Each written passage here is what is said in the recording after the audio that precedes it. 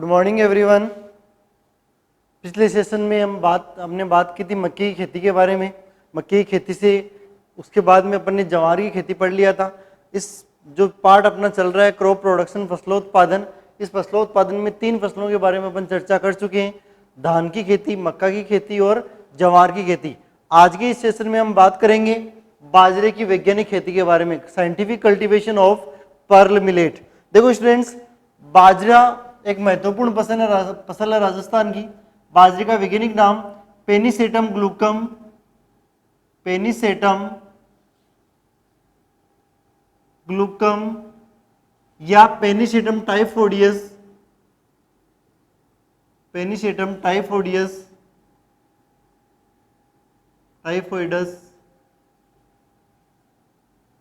Pennisetum ग्लूकम या pennisetum टाइफोइडस वैज्ञानिक नाम होता है इसका। इसका कुल ग्रेमिनी या पोएसी जिसको बोलते हैं, कुल है इसका ग्रेमिनी या पोएसी। इसका उत्पत्ति स्थल है अफ्रीका। इसका उत्पत्ति स्थल कौन सा है? अफ्रीका। इसमें गुणसूत्र संख्या है 2n बराबर 14। इसमें गुणसूत्र संख्या कितनी होती है? 2n बराबर 14, ठीक है, 14, 2n बराबर 14। स्टूडेंट्स, इसमें कार्बोहाइड्रेट 73% पाया जाता है। कार्बोहाइड्रेट कितना पाया जाता है? 73% पाया जाता है। प्रोटीन इसमें पाया जाता है 11.5%, 11.5% इसमें प्रोटीन होता है। और इसमें वसा सबसे इंपॉर्टेंट पूछा गया ये क्वेश्चन, वसा 5% पाई जाती है। खाद्यान्न फसलों में सर्वाधिक वसा किसमें पाई जाती है? खाद्यान्न फसलों में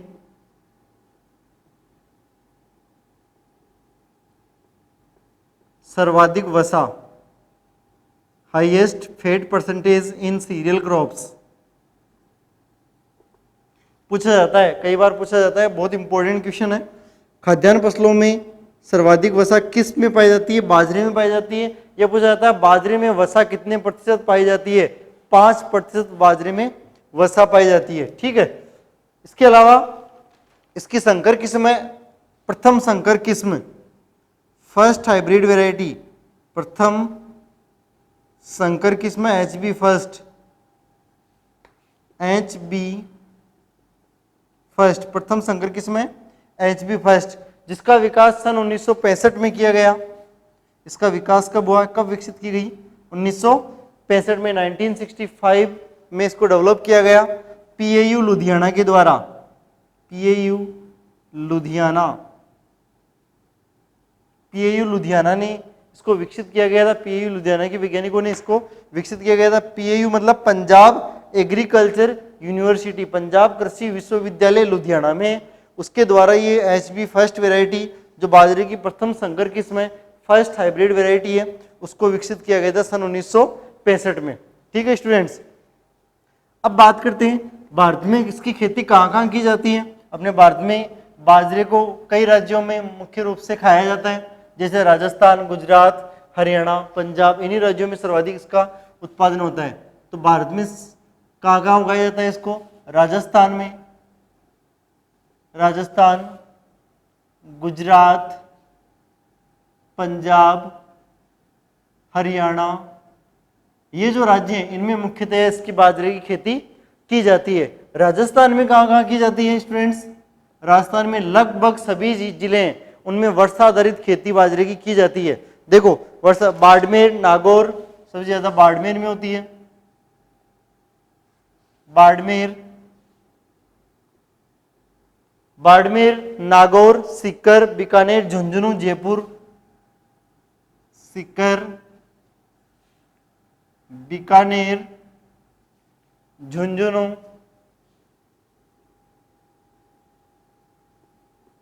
जयपुर आदि ऐसे जिले हैं जिनमें सर्वाधिक बाजरे की खेती की जाती है। इनके अलावा जो भी जिले हैं उनमें भी बाजरे की खेती होती है, लेकिन सबसे ज्यादा पूछा जाए तो इन जिलों में सर्वाधिक बाजरे की खेती की जाती है। बहुत अच्छे तरीके से इसको खाया भी जाता है। बात करते हैं बाजरे की जलवायु के बारे में। बाजरे की जलवायु, क्लाइमेट। बाजरा भी एक सूखा सहनशील फसल है स्टूडेंट्स, कम पानी की आवश्यकता होती है, कम पानी में ही बाजरा आराम से उग जाता है। इसको भी पशुओं के चारे के लिए भी उगाया जाता है, हरे चारे के लिए भी उगाया जाता है और दाना उत्पादन के लिए भी उगाया जाता है। सूखा सहनशील फसल है ये, सूखा सहनशील फसल। शुष्क व गर्म मौसम की आवश्यकता होती है, शुष्क व गर्म मौसम की आवश्यकता होती है। इसके वृद्धि और विकास हेतु 25 से 30 डिग्री सेल्सियस तापमान अच्छा माना जाता है। इसके वृद्धि एवं विकास हेतु 25 से 30 डिग्री सेल्सियस तापमान अच्छा माना जाता है। ठीक है, अब बात करते हैं इसकी मृदा की। मृदा किस प्रकार की चाहिए? देखो, जो विकार युक्त मृदाएं होती हैं, जिनमें कोई विकार होता है, अम्लीय होती है, क्षारीय होती है, ठीक है, पथरीली होती है, उन मृदाओं को छोड़कर लगभग सभी प्रकार की मृदाओं में इसकी खेती की जा सकती है। उपयुक्त जो रहती है वो अच्छे जल निकास वाली, अच्छे जल निकास वाली बलुई दोमट मृदा, अच्छे जल निकास वाली बलुई दोमट मृदा अच्छी मानी जाती है या सर्वोत्तम मानी जाती है? अच्छे जल निकास वाली बलुई दोमट मृदा सर्वोत्तम मानी जाती है। मृदा का पीएच मान 6.5 से, मृदा का पीएच मान 6.5 से 8.0 के मध्य है, वो उन मृदाओं में इसको आसानी से उगाया जा सकता है। ठीक है स्टूडेंट्स, तो इसमें अब बात करते हैं इसकी किस्मों की। किस्में कौन कौन सी हैं? बहुत सारी देसी किस्में भी हैं, संकर किस्में भी है इसकी, सभी के बारे में चर्चा करेंगे। किस्में ज़्यादातर संकर किस्मों को ही बोया जाता है आजकल, क्योंकि संकर किस्में जो होती है, हाइब्रिड वेराइटीज, उनमें उत्पादन देसी किस्मों की अपेक्षा ज़्यादा होता है और वो कम समय में परिपक्व होने वाली होती है। ठीक है, तो देसी ये किस्में कौन कौन सी है? RHB 121, 177, 173, 90। RHB 177, RHB 90, RHB 173, RHB 173। ये RHB सीरीज की कुछ किस्में हैं। RHB 121, RHB 177, RHB 90, RHB 173। अगला है HHB। RHB का मतलब होता है राजस्थान हाइब्रिड बाजरा, HHB का मतलब होता है हरियाणा हाइब्रिड बाजरा। 67, 60, 94, 67, HHB 60, HHB 94, 94, HHB 719, 719। ये किस्में हैं जो हरियाणा हाइब्रिड बाजरा वाली HHB सीरीज की किस्में हैं 4। अगला है GHB, गुजरात हाइब्रिड बाजरा, GHB सीरीज। GHB सीरीज में आएगी 538, 719, 744, 538, GHB 719 और GHB 744। ठीक है, ये GHB सीरीज की किस्में हैं। अगला है पूसा 605, एक इंपॉर्टेंट किस्म है, पूछा जाता है पूसा 605 किसकी किस्म है? पूसा 605 एक है MH 169, महाराष्ट्र 169 बोला जाता है। ठीक है, तो स्टूडेंट्स ये कुछ किस्में हैं इसकी इंपॉर्टेंट। प्रथम संकर किस्म मैंने बता दिया, HB फर्स्ट नाम है इसका। ठीक है, हाइब्रिड फर्स्ट। अगला है बीज दर।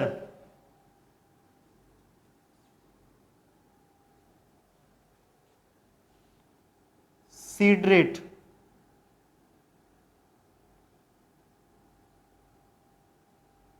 बीज दर, सीड रेट। स्टूडेंट्स बीज दर कितनी चाहिए इसके लिए? देखो, सीधी बुआई कर रहे हो आप बाजरे की सीधी बुआई भी की जा सकती है और नर्सरी तैयार करके पौधशाला में पौध तैयार करके भी इसकी खेती की जा सकती है। सीधी बुआई करने के लिए इसकी 4 से 5 किलो बीज की आवश्यकता होती है प्रति हेक्टेयर। ठीक है, नर्सरी तैयार कर रहे हो तो नर्सरी के लिए 2 किलो बीज की आवश्यकता होती है प्रति हेक्टेयर। और इसको हरे चारे के लिए उगा रहे हो तो हरे चारे के लिए 10 से 12 किलो बीज की आवश्यकता होती है। हरे चारे के लिए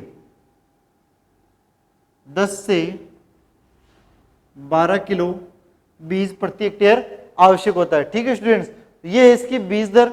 सीधी बुआई के लिए यदि खेत में डायरेक्ट सोइंग कर रहे हो, आप सीधी बुआई कर रहे हो तो 4 से 5 किलो, नर्सरी प्रिपेयर करके बुआई कर रहे हो तो 2 किलो बीज की आवश्यकता होती है, और हरे चारे के लिए बुआई कर रहे हो तो 10 से 12 किलो बीज की आवश्यकता होती है। अगला है इसमें स्टूडेंट्स इसके बीजोपचार, सीड ट्रीटमेंट, बीजोपचार।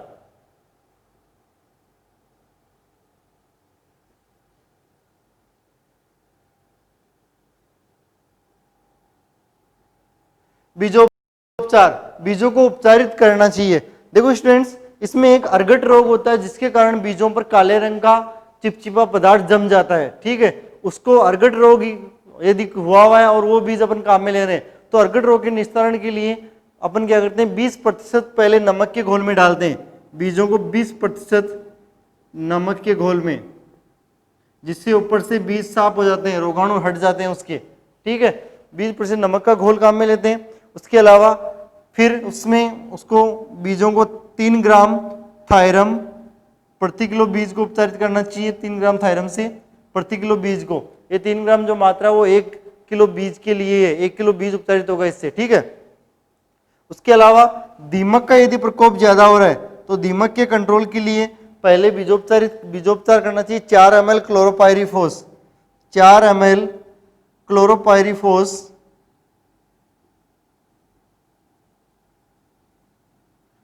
4 ml क्लोरोपाइरीफोस प्रति किलो बीज की दर से उपचारित करना चाहिए। बीजों को उपचार कर रहे हो तो देखो 20% नमक के घोल में डाल दिया जाता है बीजों को, जिससे अर्गट रोग के जो दानों के ऊपर कुछ भी रोगाणु वगैरह रह जाते हैं वो नष्ट हो जाते हैं, अलग हो जाते हैं। फिर 3 ग्राम थायरम, जो कवकजनित रोग है, इसमें जो तीनों रोग होते हैं वो कवकजनित रोग ही होते हैं। कवकजनित रोगों के लिए 3 ग्राम थायरम प्रति किलो बीज को उपचारित करना चाहिए। दीमक के नियंत्रण के लिए 4 ml क्लोरोपाइरीफोस को लेना चाहिए 1 किलो बीज को उपचारित करने के लिए। यदि 5 किलो बीज उपचारित कर रहे हो तो ये जो भी मात्रा दी हुई है वो 5 गुना ज्यादा हो जाएगी। यहाँ पर 15 ग्राम हो जाएगा, यहाँ पर 20 ml हो जाएगी मात्रा। ठीक है, अगला स्टूडेंट्स के बुआई का समय, टाइम ऑफ सोइंग, बुआई का समय।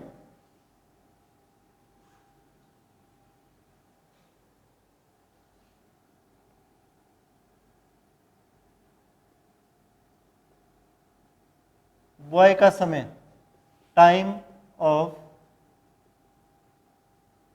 सोइंग। बुआई देखो उसमें वर्षाकालीन ऋतु में इसकी खेती की जाती है।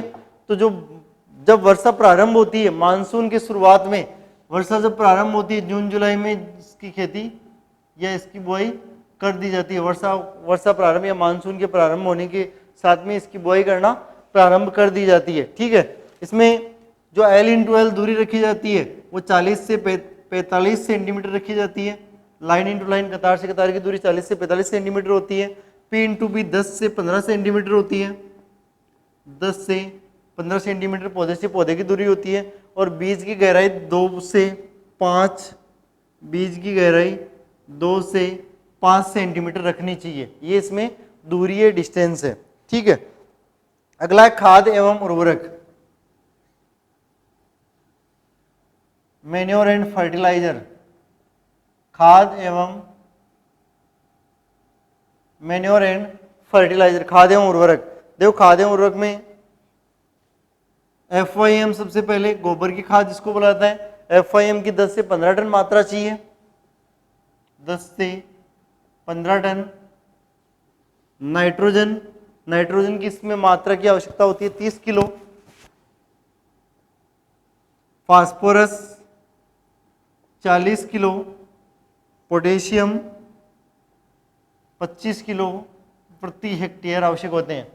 ठीक है स्टूडेंट्स, तो देखो इसमें FIM 10 से 15 टन प्रति हेक्टेयर आवश्यक होता है, नाइट्रोजन 30 किलो आवश्यक होता है, फास्फोरस 40 किलो आवश्यक होता है और पोटेशियम 25 किलो प्रति हेक्टेयर की दर से इसको आवश्यकता होती है। ठीक है, बात करते हैं इसकी सिंचाई की। सिंचाई, इरिगेशन। देखो स्टूडेंट्स, वर्षाकालीन फसल है, वर्षाकालीन फसल होने के कारण किसी भी प्रकार की सिंचाई की आवश्यकता नहीं होती। फिर भी इसमें यदि बरसात नहीं होती है तो वर्षा नहीं होने के समय इसमें समय पर सिंचाई करनी चाहिए। 7 से 10 दिन के अंतराल पर सिंचाई कर देनी चाहिए। ठीक है, और जो भी इसकी क्रांतिक अवस्थाएं हैं उस समय इसकी सिंचाई करना आवश्यक होता है। उसके अलावा है खरपतवार नियंत्रण, वर्षाकालीन फसल है, खरपतवारों का प्रकोप इसमें ज्यादा होता है, तो खरपतवार नियंत्रण करना भी आवश्यक है। खरपतवार नियंत्रण, देखो स्टूडेंट्स, खरपतवार नियंत्रण की बात करें तो एक भौतिक विधि है। जैसे अपन निराई गुड़ाई करते हैं तो लगभग 25 से 30 दिन बाद पहले निराई गुड़ाई करनी चाहिए। 25 से 30 दिन बाद पहले निराई गुड़ाई करनी चाहिए। वैसे आजकल संकर बाजरा बोया जाता है जिसकी जो फसल अवधि होती है वो मात्र 60 दिन की होती है। उसमें 25 से 30 दिन बाद निराई गुड़ाई कर दी जाती है और 60 दिन में पककर वो तैयार हो जाता है, कटाई योग्य हो जाता है, परिपक्व हो जाता है। तो इसमें 25 से 30 दिन बाद निराई गुड़ाई करनी चाहिए। या अपन को रासायनिक नियंत्रण करना है खरपतवारों का, बड़े क्षेत्र में रासायनिक नियंत्रण करना है तो आधा किलो एट्राजीन काम में लेंगे। आधा किलो एट्राजीन को 600 लीटर पानी में घोलकर, आधा किलो एट्राजीन को 600 लीटर पानी में घोलकर उसका छिड़काव करना चाहिए। ठीक है, आधा किलो एट्राजीन को 600 लीटर पानी में घोलकर उसका छिड़काव करने से रासायनिक नियंत्रण खरपतवारों का हो जाता है। अगला है स्टूडेंट्स, इसमें कीट, कीट कौन कौन से लगते हैं बाजरे में? इंसेक्ट, पहला कीट है सफेद लट, व्हाइट गर्भ।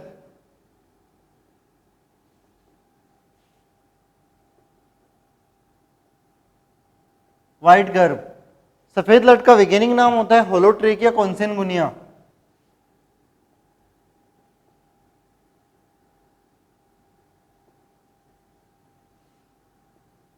कॉन्सेनगुनिया, वैज्ञानिक नाम क्या होता है? होलोट्रेकिया कॉन्सेनगुनिया इसका वैज्ञानिक नाम होता है। सफेद लट का वैज्ञानिक नाम होलोट्रेकिया कॉन्सेनगुनिया होता है। ये जमीन के अंदर पाया जाता है और जमीन में सी आकार का होता है, ध्यान में रखना। इसका भी पूछा जाता है सी आकार का कौन सा कीट पाया जाता है जमीन में? सी आकार में होता है, इस प्रकार सी आकार का जमीन में पाया जाता है। ठीक है, ये क्या करता है? जड़ों को खाकर नष्ट करने का काम करता है। तो ये है सफेद लट। सफेद लट के नियंत्रण के लिए अपने को पता है सफेद लट अपनी जमीन में, तो जब भूमि की तैयारी की जाती है तो 15 किलो फोरेट प्रति हेक्टेयर डालना चाहिए। सफेद लट के नियंत्रण के लिए 15 किलो फोरेट प्रति हेक्टेयर मृदा में मिलाना चाहिए और उसके बाद में बुआई करनी चाहिए। अगला कीट है इसमें दीमक, दूसरा कीट है दीमक, टर्माइट बोलते हैं जिसको।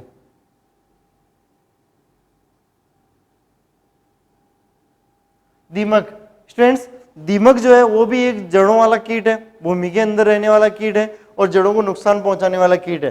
इसके नियंत्रण के लिए क्लोरोपाइरीफॉस लेते हैं काम में 4 लीटर प्रति हेक्टेयर। क्लोरोपाइरीफॉस, दीमक का नाम आते ही दिमाग में आ जाना चाहिए, इसका नियंत्रण क्लोरोपाइरीफॉस नामक कीटनाशी से होगा। क्लोरोपाइरीफॉस 4 लीटर प्रति हेक्टेयर, दीमक का नियंत्रण क्लोरोपाइरीफॉस से किया जाता है। 4 लीटर मात्रा ली जाती है, 1 हेक्टेयर में इसको काम में लिया जाता है, छिड़काव किया जाता है। तीसरा है हरा तेला कीट।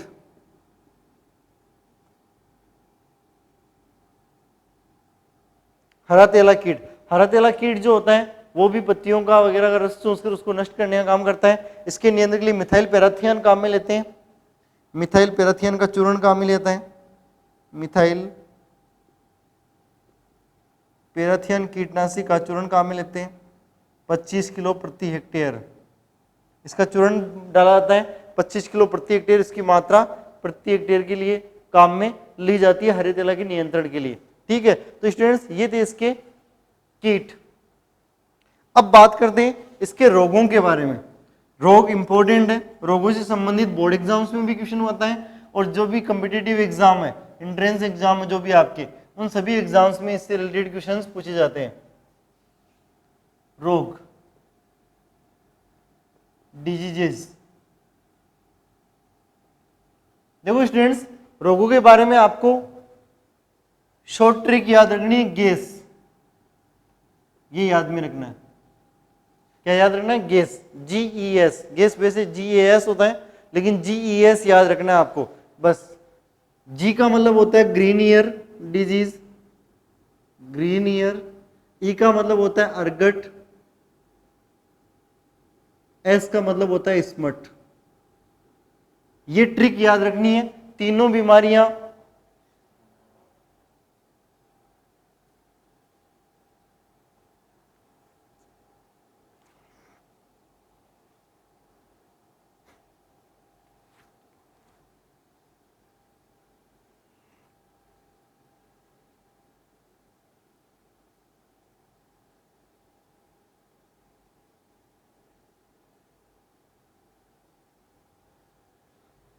ये ट्रिक आपको याद रखनी है।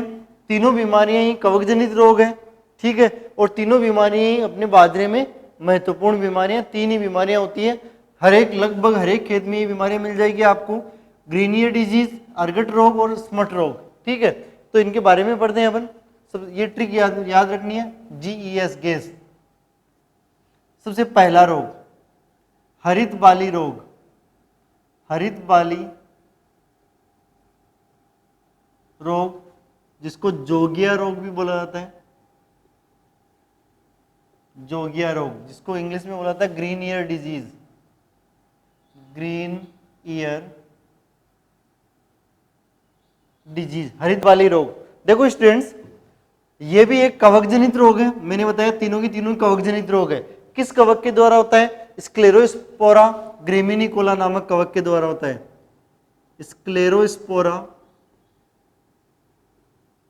स्क्लेरोस्पोरा ग्रेमिनिकोला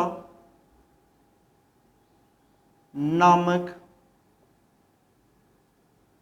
कवक के द्वारा होता है। किस कवक के द्वारा होता है? स्क्लेरोस्पोरा ग्रेमिनिकोला नामक कवक के द्वारा होता है।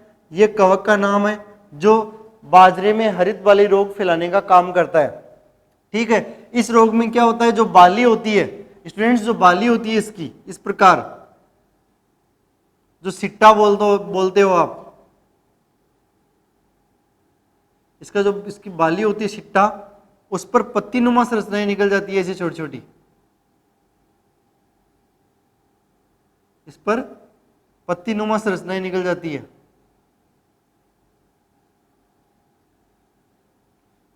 पूरी जो बाली होगी उसमें दाने नहीं बनेंगे और दानों की जगह छोटी छोटी पत्तियां, हरी हरी पत्तियां बन जाती है, ठीक है।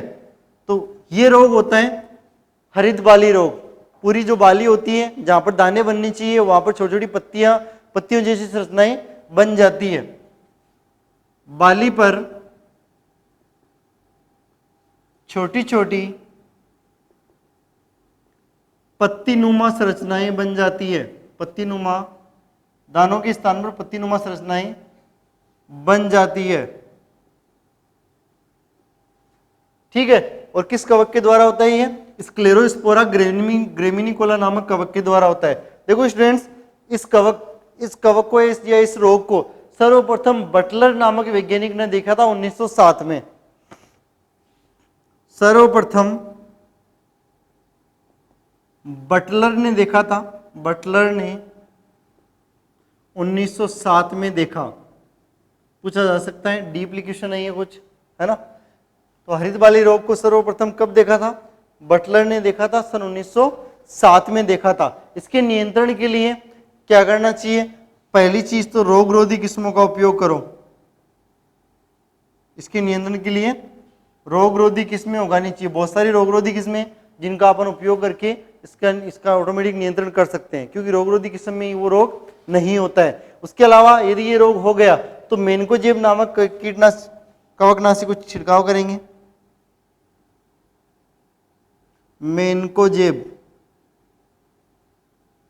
मेनकोजेब कवकनाशी का 2 ml प्रति लीटर पानी के साथ घोल बनाकर,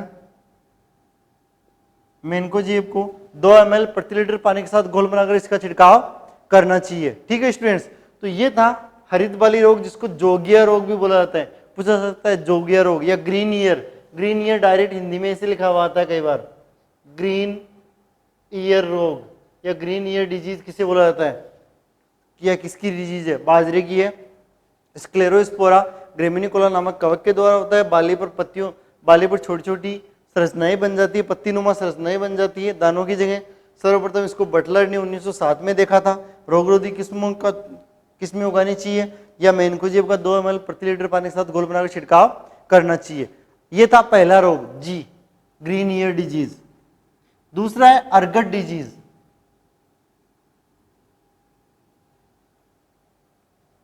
स्टूडेंट दूसरा रोग है इसका अर्गट।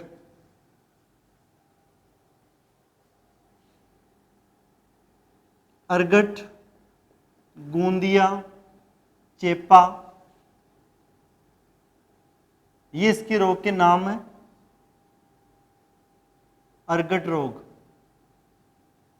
अर्गट डिजीज, गूंदिया, चेपा, ये इसके अन्य नाम है।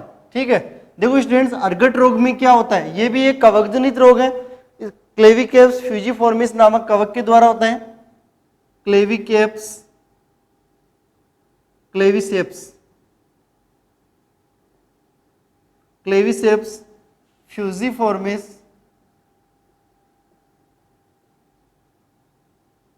क्लेविसेप्स फ्यूजिफॉर्मिस नामक कवक के द्वारा होता है। नामक कवक के द्वारा होता है। इस रोग में क्या होता है, जो बाली होती है, बाली पर कई बार देखा होगा पहले पीले रंग का, पीले भूरे रंग या गुलाबी रंग का द्रव निकलता है, चिपचिपा गोंद स्रावित होता है। चिपचिपा गोंद जैसा पदार्थ स्रावित होता है। चिपचिपा गोंद जैसा पदार्थ स्रावित होता है। चिपचिपा गोंद जैसा पदार्थ स्रावित होता है।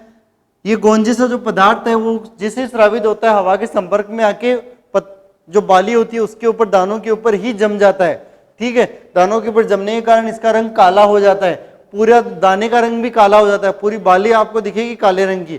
तो इस रोग, वो रोग कौन सा होता है, अर्गट, गूंदिया या चेपा रोग। किसके द्वारा होता है, क्लेविसेप्स फ्यूजिफॉर्मिस नामक कवक के द्वारा होता है। इसके नियंत्रण के लिए बीजोपचार करना चाहिए। बीजोपचार में 20% नमक के घोल से बीजोपचार करना चाहिए। बीजों का 20% नमक के घोल में बीजोपचार, जिससे क्या होगा, बीजों पर जो ये जो गोंद चिपका हुआ रहता है, जो काले रंग का पदार्थ चिपका हुआ रहता है, ठीक है, वो 20% नमक के घोल में डुबोए रखने से दूर हो जाता है, अलग हो जाता है।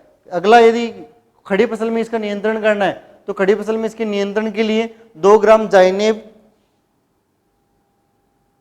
जाइनेब या मेनकोजेब, जाइनेब अपने पास उपलब्ध हो, जाइनेब या मेनकोजेब उपलब्ध हो तो मेनकोजेब, इन दोनों की 2 ग्राम मात्रा ली जाती है। प्रति लीटर पानी में घोलकर उसका छिड़काव कर देना चाहिए, जिससे इसका नियंत्रण ऑटोमेटिक हो जाता है। ये था अर्गट रोग। गूंदिया रोग भी बोला जाता है, चेपा रोग भी बोला जाता है, अर्गट रोग भी बोला जाता है। 3 नाम है इसके। क्लेविसेप्स फ्यूजिफॉर्मिस नामक कवक के द्वारा होता है। गूंद जैसा चिपचिपा पदार्थ, बाली से गूंद जैसा चिपचिपा पदार्थ स्रावित होता है, जिससे बाली का रंग काला हो जाता है, ऊपर जम जाता है ये। ठीक है, बीजोपचार करते हैं तो 20% नमक के घोल से बीजोपचार करना चाहिए। खड़ी फसल में यदि इसका नियंत्रण करना है तो जाइनेब या मेनकोजेब दोनों में से कोई भी कवकनाशी काम में लेंगे। 2 ग्राम प्रति लीटर पानी के साथ घोलकर उसका छिड़काव करना चाहिए। तीसरा रोग है, तीसरा और लास्ट रोग है कंडवा रोग या कंड रोग, स्मट डिजीज। ई हो गया अर्गट, एस है स्मट। तीसरा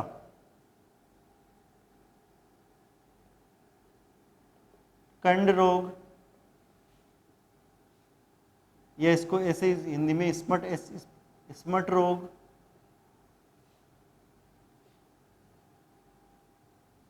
स्मट डिजीज। ठीक है, ये था, ये है अपने कंड रोग या स्मट रोग। देखो स्टूडेंट्स, इस रोग में क्या होता है, ये भी एक कवकजनित रोग है। टिलोस्पोरियम पेनिसिलेरिया नामक कवक के द्वारा होता है। टिलोस्पोरियम पेनिसिलेरिया,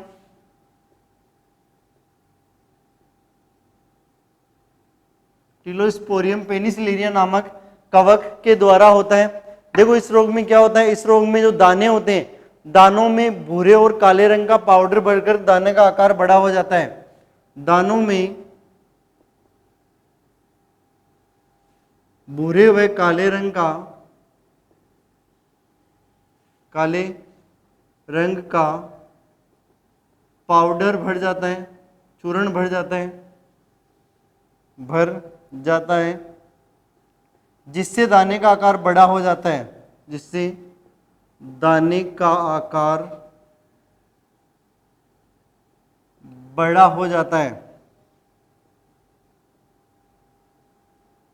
दाने का आकार बड़ा हो जाता है। बड़े आकार का दाना दिखेगा, उसको फोड़ के देखोगे, तोड़ के देखोगे तो उसमें भूरे या काले रंग का पाउडर दिखेगा।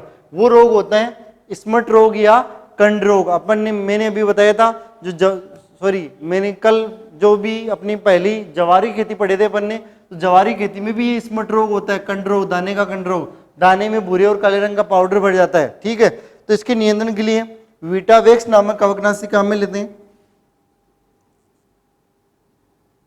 इसके नियंत्रण के लिए वीटावेक्स का 0.25% घोल बनाकर छिड़काव करना चाहिए। इसके नियंत्रण के लिए वीटावेक्स का 0.25% घोल बनाकर छिड़काव करना चाहिए। ठीक है स्टूडेंट्स, तो ये था इसका रोग। अगला पॉइंट है एंड लास्ट पॉइंट है अपना उपज। लास्ट पॉइंट है उपज, यील्ड।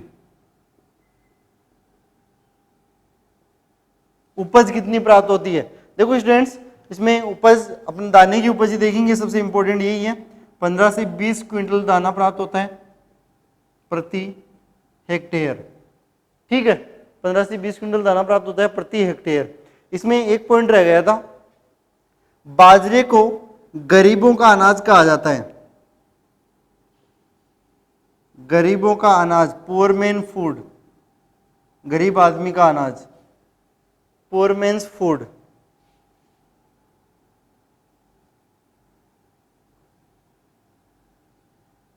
गरीब आदमियों का अनाज किसे कहा जाता है पूछा जाता है, तो किसको कहा जाता है? बाजरे को कहा जाता है। ठीक है, बाजरे में दो चीज इंपॉर्टेंट ध्यान में रखनी है। तीनों तो देखो रोग याद रखने, तीनों रोग की ट्रिक क्या है? GES, gas, green ear disease, ergot disease, smut disease. ठीक है, बाजरे को गरीबों का अनाज कहा जाता है। और बाजरे में मैंने बताया था जो वसा की मात्रा होती है, वो खाद्यान्न फसलों में सबसे ज्यादा वसा की मात्रा बाजरे में ही होती है, 5% होती है। तो स्टूडेंट्स, इस सेशन में अपन बाजरे की खेती के बारे में पढ़ चुके हैं कंप्लीट। अगला जो सेशन होगा उसके बारे में अपन गेहूं की वैज्ञानिक खेती के बारे में डिटेल से पढ़ेंगे। तब तक के लिए थैंक यू।